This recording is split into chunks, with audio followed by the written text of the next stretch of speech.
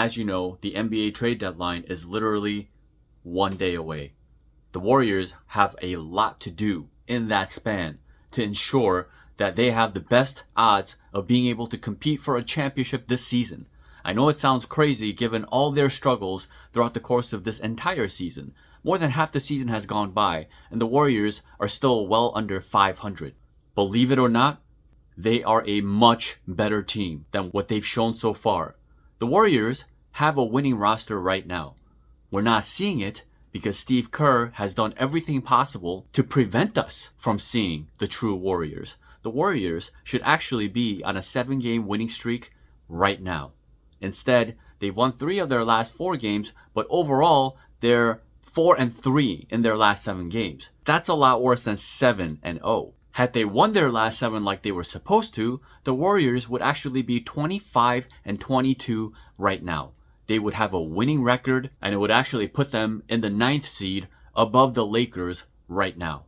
The reason they are not 7-0 is because Steve Kerr, as he's been doing all season long, went psycho, and the Warriors ended up losing 3 games that they had no business losing. One against the Kings, it was a 1-point game. One against the Lakers, this went to double overtime, and Steph Curry gave his team a 1-point lead with less than 5 seconds remaining in double overtime. And then another heartbreaker in overtime against the Hawks. Let me explain real quick what happened here. So the game before the Kings, the Warriors played against the Hawks. Against the Hawks, the Warriors had a 9-point lead going into the 4th quarter. Trayce Jackson started the 4th quarter at the center spot, and he actually played about 8 minutes of that 4th quarter, and the Warriors ended up winning that game by 22 points.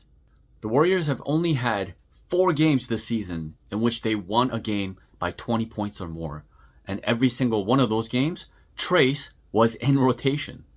It's clear as day that when Trayce Jackson-Davis is on the floor playing the center minutes for the Warriors, instead of, say, Dario Saric, the Warriors have shown a capacity to play much better defense. And defense has been the Warriors' #1 issue this season. And yet, after beating the Hawks by 22 points, the very next game, Steve Kerr decided to take Trayce Jackson out of the rotation altogether. Not a single minute played. Unfortunately, nobody in the media asked why Trayce was suddenly out of the equation after he helped the team blow out the Hawks the night before.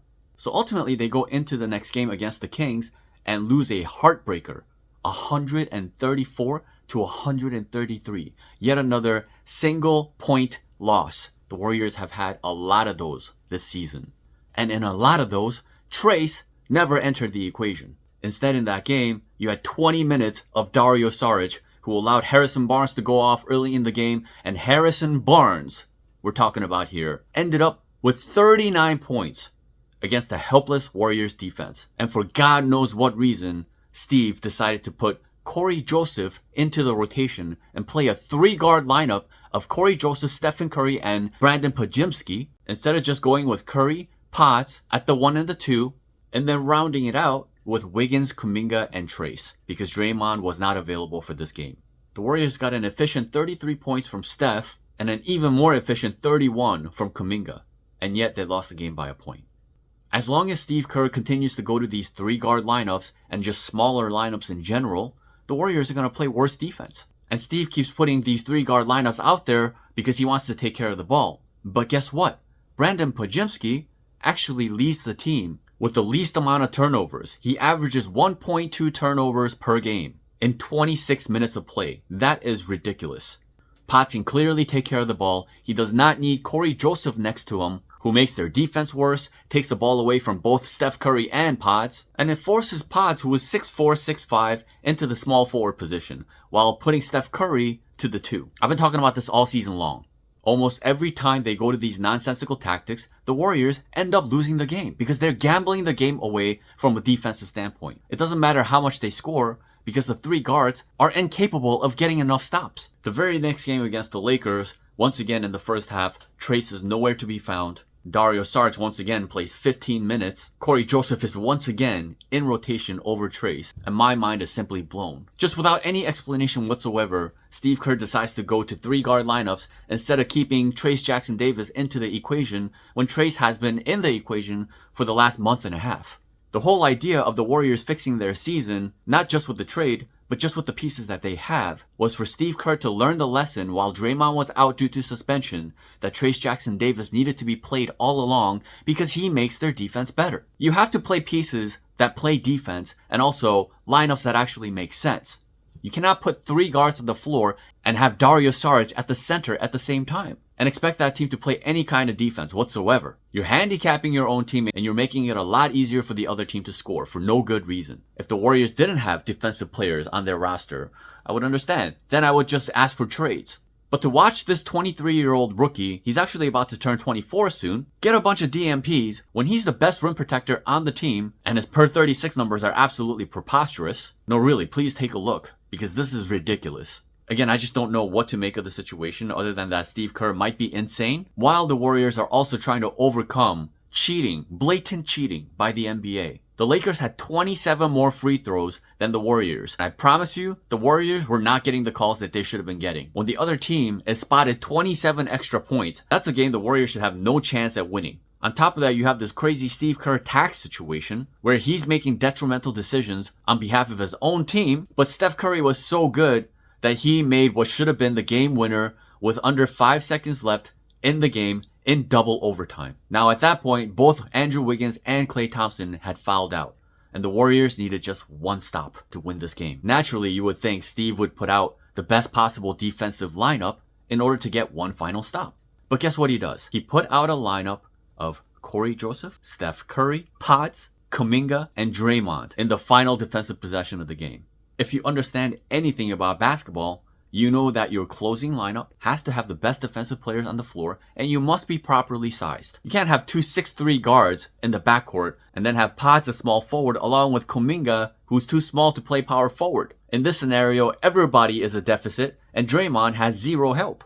Again, if they simply go to a lineup of Curry, Potts, Kuminga, Draymond, and Trayce, that lineup has a much better chance of getting a stop. Instead, the Warriors allow easy penetration, LeBron draws a foul, hits 2 free throws, and the game is over. And then come the Hawks game, where Steph Curry ultimately ended up scoring 60 points, but he scored 50 into the regulation. The Warriors should have absolutely won the game, but Andrew Wiggins ended up spraining his foot in the first half. So in the second half, the Warriors did not have a legitimate POA. With about a minute and a half remaining in regulation, Steph Curry hit a huge 3 that put the Warriors up by 4. If you're up by 4 with a minute and a half remaining in the game, you should be able to win that game. But once again, Steve Kerr elected to go small with Steph Curry, Potts, Klay, Kuminga, and Draymond. The lineup is too small, too unreliable defensively. Okongwu ends up drawing a foul because he's bigger than any of the Warriors on the floor. He hits 2 free throws. And then Kuminga does some nonsense and ends up getting a ridiculous call on him that fouled him out of the game with a minute remaining. Trae Young ends up hitting a couple of free throws. Now all along, Steve Kerr should have played Trayce Jackson-Davis, Draymond, Kuminga, Potts, and Steph. Instead, he went with a 3-guard lineup and Kuminga at the 4, and the Warriors continue to give up points that they have no business giving up with a minute remaining in the game. So with Kuminga fouled out, naturally, you would think that finally Trayce would enter the equation next to Draymond, give them a lot of versatility at power forward and center defensively, and play much bigger. And then maybe you could afford to play Klay Thompson, Potts, and Steph. Honestly, given how Lester Quinones has been playing, he probably can be at the 3 over Klay Thompson. And I know that sounds a little crazy, but if you've been watching the games, you'll know that Quinones is actually a pretty good defender. But again, Trayce is nowhere to be found. The same guy that helped close the Hawks a few games back, helped blow out the Hawks. Trayce got roughly 5 minutes in this game, and he was really good in that stretch, and he even put Okongwu on a poster. It was a ridiculous poster. Instead, Steve Kerr does the unthinkable and goes to a 4-guard lineup with Kuminga out of the equation. Now the Warriors have Steph Curry, Potts, Quinones, Klay Thompson at power forward next to Draymond at the 5. It's a complete and utter disaster. They get the ball out of Trae Young's hands, but now a bunch of guys on the Hawks are wide open. Unbelievable.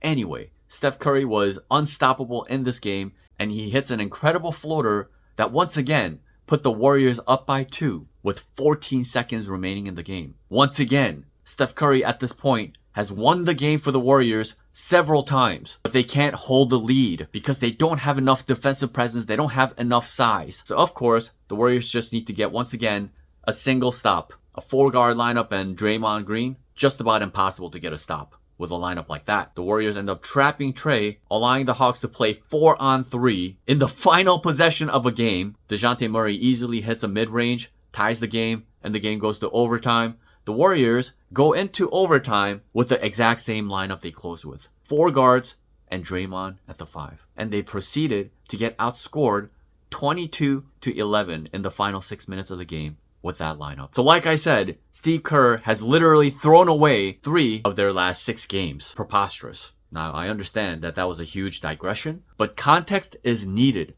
to help you understand what the Warriors must do because of this crazy Steve Kerr tax situation. So the first thing that the Warriors absolutely must do by this trade deadline is take away Steve Kerr's toys as much as possible so that he cannot go to these nonsensical 3-guard lineups, 4-guard lineups, Dario Saric at the 5. This stuff has to stop. Otherwise, the Warriors are not going to win anything this season. They may not even make the playoffs if Steve continues to do these crazy things. The names that they have to move off of no matter what are Chris Paul, Corey Joseph, and Dario Saric. Now, like I said, Lester Quinones has been really good for the Warriors in the last couple of games. He's actually playing over Corey Joseph, finally, and it turns out he's much better than Corey Joseph for this team on both ends of the floor, which makes Corey Joseph super expendable. I think they will be looking to move off of him so that they can sign Lester Quinones for the rest of the season. Okay, Dario Saric is another name that absolutely has to go. He cannot be relied upon whatsoever if the Warriors want to fix their defense. And again, the Warriors might be able to get away with it some if they just put him at the 4 instead of the 5, but Steve still hasn't learned his lesson. So again, the best thing to do is to take Dario Saric off the roster. If you simply replace the Dario minutes with another capable defender, the Warriors look entirely different. Because Dario plays roughly 21 minutes per game for the Warriors, and 21 minutes is close to half the game. If half the game your defense is broke because you're playing Dario Saric that many minutes, it is what it is. And the most important one of all, Chris Paul. They need to use Chris Paul as an asset to bring back a viable closing stretch for the Warriors. As long as Chris Paul is on the team, Steve Kerr is going to try to close games with him at point and Steph Curry at the 2. This automatically makes their defense unnecessarily weak when you put a 36-year-old Steph Curry at the 2 next to Chris Paul, who is 38 years old, soon to be 39, and he's barely 6 foot. It's always going to cause a defensive deficit as long as Steve Kerr goes to these devices. And because he's shown no propensity to cut it out, the next best thing to do is to get Chris Paul out of here. This is the result of Steve Kerr tax. Okay, and the second key thing that they absolutely need to do, which it's already been answered, but I'm just going to say it again anyway to clarify. They need to bring back a viable closing 4 by the trade deadline if they want to have any chance of being able to contend for a championship this season. I promise you, if they get this piece and they play a 3-forward lineup to close games instead of a 3-guard lineup, the Warriors are going to look like a brand new team. I guarantee it. In their last game, they actually used Guy Santos to close the game. The Warriors used the lineup of Steph Curry, Potts, Kuminga, Guy Santos, and Draymond Green. Kuminga was at the 3 where he truly belongs. It's where I've wanted him all along. Part of the reason why I wanted to trade him earlier in the season and throughout the course of his career really is because the Warriors keep using him at the 4 and that makes the Warriors defense too weak. Kuminga is an offensive talent and he's actually acting like a bit of a generational offensive talent at this point, but you must protect the fact that ultimately he's a mediocre defender. You do not win championships with one of your primary closing pieces being a mediocre defender at the forward position. This is just not a thing. So you cannot close games with Kuminga at the 4. Bottom line, you have to give him protection, and Steve Kerr actually did that the last game against the Nets by putting Guy Santos at the 4, and Guy actually was really good. He did his job defensively, he showed some versatility, he's fundamentally sound, and gives them a little more size at 6'8 and 210 pounds. Now you have Draymond 6'6, Guy Santos 6'8, Kuminga 6'7 in your front court. I can live with that a lot more than having 3 guys that are 6'3, 6'4 and under, or Klay Thompson on top of that. And the Warriors defense held up. Finally, they got a relatively comfortable win with Guy Santos closing the game. Now obviously once Wiggins comes back, they're going to try the thing again where they go with Steph Curry, Potts, Wiggins, Kuminga, and Draymond. That's a good short-term solution. Long-term, Draymond needs more help defensively, especially against better teams. And in that scenario, once they bring back that viable closing piece, the Warriors have a lot of options and a lot of ways that they can go. They can go with Draymond, that viable power forward, Kuminga at the 3, Wiggins at the 2, and Steph at the 1. That's a lot of defensive protection right there. Hopefully that viable stretch 4 will be a cerebral player who can make plays, so that ideally the Warriors have 3 playmakers on the floor to close the game. That being Steph Curry, Draymond, and that other viable piece. And from there, the Warriors can do all kinds of things. Once GP2 comes back, maybe he may be able to close. Maybe you sit Kuminga for some defensive possessions. It's okay. Ultimately, you're just trying to win a game. And the best way to do that is to bolster your defense as much as possible. Now, I believe Trace is that piece, but because Steve Kerr has a problem with him and won't use him, you got to bring back a piece that is absolutely going to be playing, because the Warriors will have traded for him. You can't not play a guy that you traded for. Now, I gave you several names in my last video in terms of the pieces that the Warriors can bring back in a trade. I got a couple more that are super viable if the Warriors are able to get them. The first one, Jonathan Isaac. If you follow the league in general, you understand how good of a defender that a guy like Jonathan Isaac is. His individual one-on-one defense is preposterous. His per 36, when it comes to his defensive stats, are preposterous. His ability to move his feet and basically be able to guard 1 through 5 is incredible. And he would be the biggest player on the Warriors. And you put that guy next to Draymond, who is scoring on that team? Nobody. 2 years ago, the Warriors used a lineup of Steph Curry, some combination of Klay or GP2 at the 2, Wiggins at the 3, Otto Porter Jr. at the 4, and Draymond at the 5. And that was good enough to win a championship. I love Otto Porter Jr. I would actually love to have him back from the Raptors. But if they got Jonathan Isaac to replace that stretch 4 spot, oh my goodness. Draymond, Isaac, Wiggins, who is scoring on that front court? And what if you put GP2 at the 2 and Steph Curry at the 1? Nobody is scoring on that team. The Warriors are winning a championship if they get Jonathan Isaac. That one single piece will turn them into a championship team. Another guy that I would love to see the Warriors go after is Xavier Tillman on the Memphis Grizzlies. Tillman is a little bit like a bigger version of Draymond. He's a little better offensively. He might not be as good as Draymond defensively, but he's pretty damn good. And if you do that, you can actually put Tillman at the center spot and use him as a secondary Draymond-like piece. He's certifiably better than Looney offensively, and certainly more versatile defensively than Looney as well. His per 36 is also pretty damn good. Once again, you put a guy like that next to Draymond and Wiggins, and who is going to score on the Warriors? This has always been their path to winning championships with small-ish lineups without necessarily having to close a game with a true 5. That's been the formula. Instead, the psychopath Steve Kerr has gone to 3-guard lineups and 4-guard lineups and somehow thinks it's the same concept when you talk about small ball. No, you're not playing small ball. You are playing tiny ball. You are never going to win games playing those kinds of lineups. Even with a cheat code like Steph Curry, you cannot overcome the deficit of not being a good defensive team. There's no such thing as being bottom 10 in defense and being a contender. That's just not a thing. It will never be a thing. Look, the Warriors are 12th in offense this season. That's actually about 5 spots better than where they were 2 years ago when they won the championship. All they gotta do is fix their defense, and they are going to compete for a championship this season. Mark my words. But the things that I mentioned in this video must absolutely happen in order for the Warriors to change their fortunes. And if they don't do these things, if they keep Chris Paul, if they keep Dario, the season's done. They're not winning jack squat this year. And Steve Kerr is certifiably insane because he's actually going to the media, radio shows, and telling them that the Warriors don't need to make a trade. Warriors should be one of the best teams in the league, if not the best team in the league this year. Due to the Steve Kerr tax, they're not even in the play-in. And this guy has the nerves and the stones to say that the Warriors don't need a trade?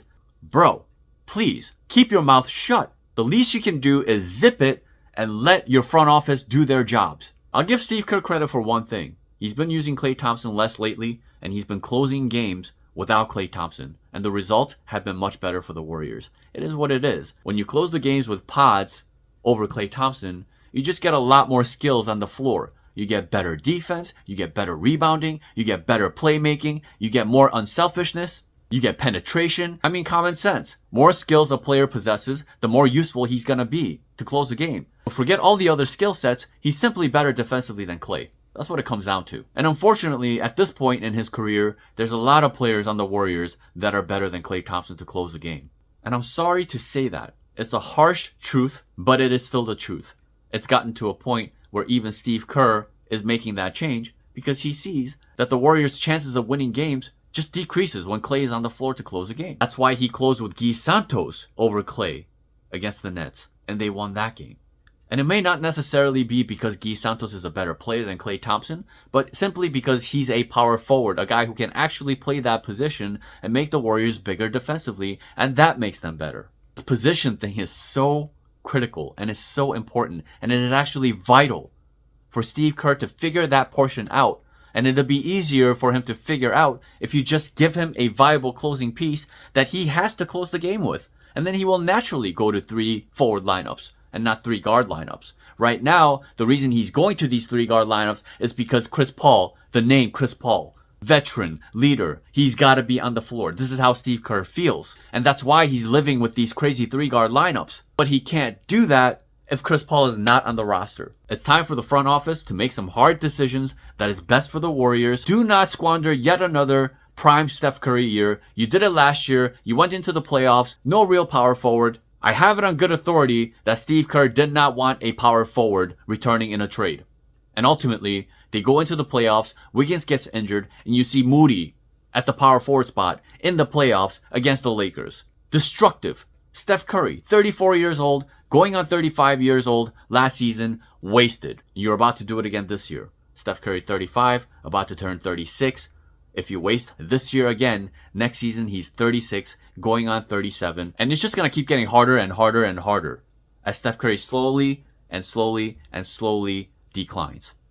And for the Warriors, being able to win another championship this season has to be everything. Number 5. Number 5 overtakes LeBron James, matches Kobe, matches Duncan, and you just reach another level. And then you can try to go for number 6. But if you squander this season, you'll be lucky to reach 5 for the rest of Curry's career. And what an incredible waste that is. Steph Curry just put up 60 points a couple of games ago. The guy is still in his prime. Joe Lacob, Mike Dunleavy, do not squander this opportunity. This once-in-a-lifetime opportunity. You will never get it again. I promise you. If you come this far, thank you so much as always. If you like the content, be sure to subscribe to the channel, like the video, and do leave me a comment and let me know, what do you think it is that the Warriors need to do moving forward, that the Warriors need to do going into the trade deadline. The decision that they make here can alter the course of NBA history forever. Let's see what they do. Thank you so much for watching. Stay tuned because more elite content is coming your way. See you next time.